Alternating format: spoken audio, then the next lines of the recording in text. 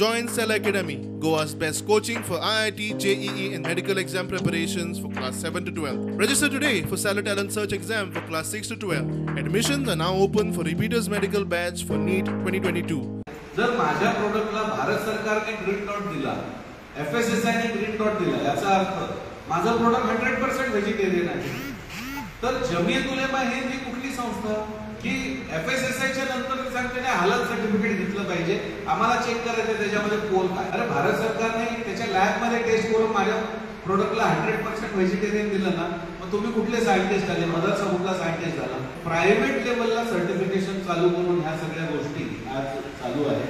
From Lashkar-e-Taiba, Al-Qaeda to Islamic State terrorist, the sordid history of Jamiat Ulema Hind of extending legal aid to terror activist.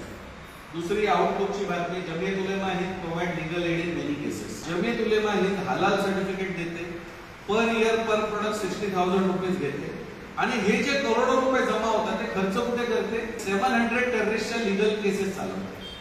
त्याच्यासाठी ऍडव्होकेटची सगळी fees देणं, मोठमोठे ऍडव्होकेट्स देणं, legal expenses सगळं करणं, या सगळ्या गोष्टी जमियत उलेमा हिंद, आणि हे लपून नाही करत, ओपन आहे, सगळ्या न्यूज आहे त्याच्या. जमियत उलेमा हिंदच्या वेबसाईट वरती गेला, त्यांचं सोशल ऍक्टिव्हिटी आहे की मुस्लिम युथला आम्ही मदत करतो लीगल केसेस.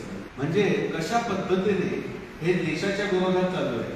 आता हे हिंदू महासभेचे कमलेश तिवारी ज्यांची हत्या झाली, त्यांची हत्या झाली Jamiat Ulema Hind to provide legal aid to Tiwari murder activist.